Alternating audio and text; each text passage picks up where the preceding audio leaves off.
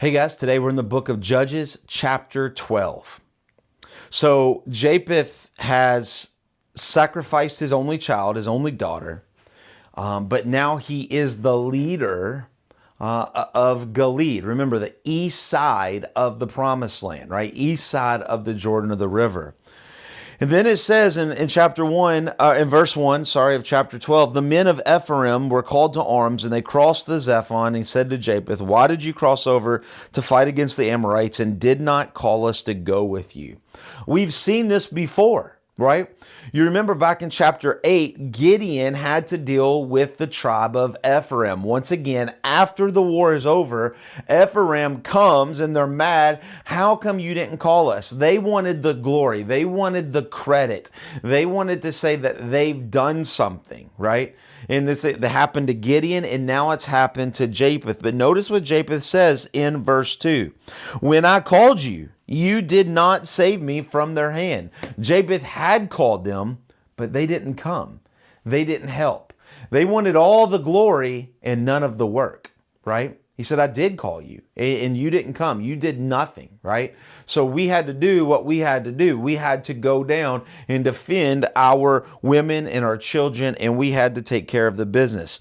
Verse 3, and it says, and the Lord gave them into my hand. Or Japheth is making sure they understand it's not that I went and defeated them all. It's not that this is what I wanted to do. The Lord wanted me to do this, and the Lord gave us the victory. So, hey, Ephraim, you need to calm down.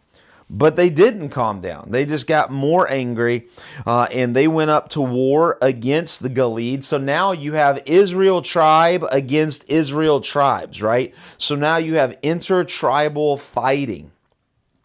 And it's all about not godliness, it's all about sin, right? The soldiers, the men of Ephraim wanted all the glory but no work.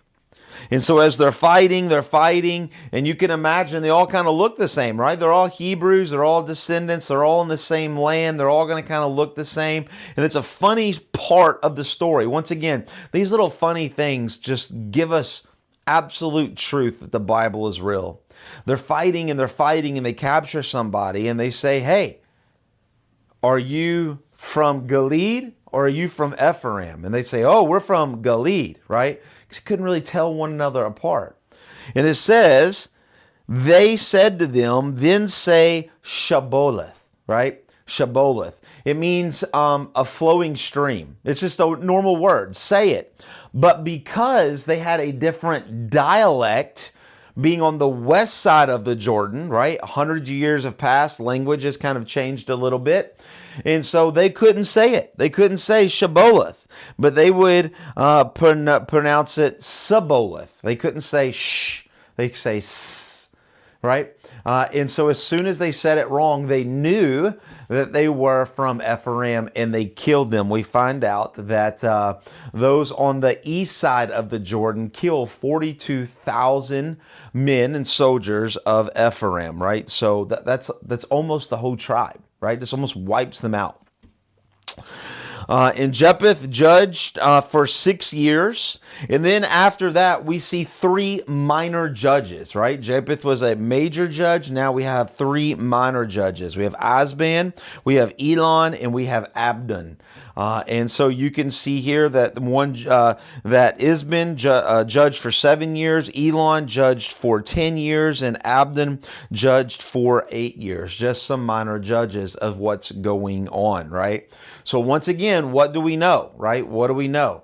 Israel does good, God saves them, they have a judge for a while, and then what? Then they fall into sin. So you already know what's coming, right? These cycles just continue to go and go and go. And so I hope that makes a little bit more sense, and we will see you tomorrow in chapter 13, probably talking about the most famous judge of all. We'll see you tomorrow. God bless.